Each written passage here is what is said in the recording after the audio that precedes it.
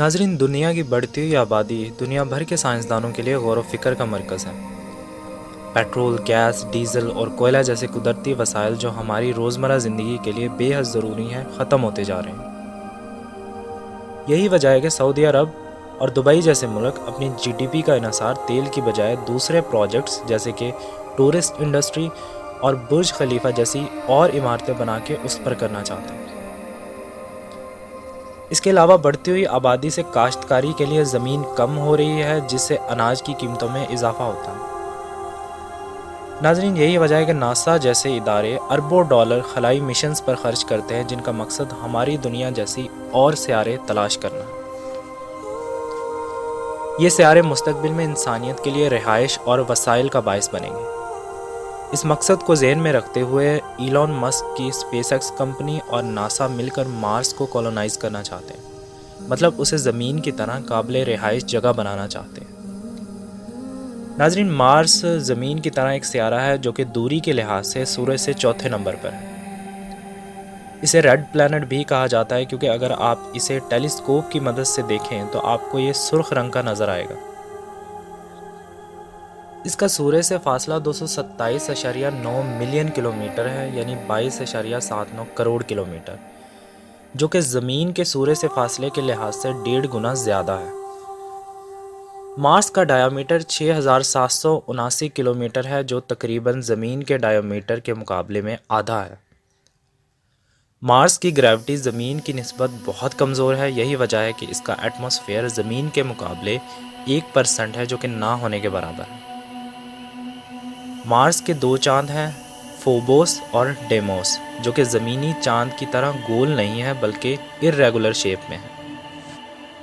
ایک proper atmosphere نہ ہونے کی وجہ سے مارس کا ایوریج ٹیمپریچر بھی زمین کے مقابلے میں بہت زیادہ کم ہے، اور یہی وجہ ہے کہ یہ بھی ایک فیکٹر ہے جس کی وجہ سے ہم مارس پر نہیں رہ سکتے۔ ناظرین، اب سوال یہ پیدا ہوتا ہے کہ ہم مارس کو کولونائز کیسے کر سکتے ہیں۔ اس کے لیے ایک اور ٹرم یوز ہوتی ہے جس کو ٹیرا فارمنگ کہتے ہیں۔ ٹیرا فارمنگ کا مطلب یہ ہے کہ ایک ایسی جگہ، ایک ایسا پلینٹ جہاں پہ آکسیجن یا ایٹماسفیئر نہیں ہے، جو کہ انسانوں کے رہنے کے قابل نہیں ہے، اس کو انسانوں کی رہائش کے قابل جگہ بنانا۔ ایلون مسک کے مطابق مارس کو کولونائز کرنے کے 2 طریقے ہیں۔ پہلا طریقہ یہ ہے کہ ہم ایٹم بامز کا یوز کریں۔ اس میں ہوگا کیا کہ مارس کے ساؤتھ اور نارتھ پول پر موجود کاربن ڈائی آکسائڈ اٹامک بامبنگ سے گیس کی فارم میں آ جائے گی، اور اس سے ایک ایٹماسفیئر پیدا کیا جا سکتا ہے جس سے مارس کو گرم کیا جا سکتا ہے۔ اور دوسرا طریقہ قدرتی ہے، جیسے کہ ناظرین آپ جانتے ہوں گے کہ آج سے 4.5 ارب سال پہلے جب زمین کی پیدائش ہوئی تھی تو تب وہ بھی رہنے کے لائق جگہ نہیں تھی۔ اس کے بعد زمین سے ایک پتھر ٹکرایا جس میں پانی موجود تھا، اور اسی سے ہی اللہ تعالیٰ نے زمین پر سمندر اور پانی پیدا کیے۔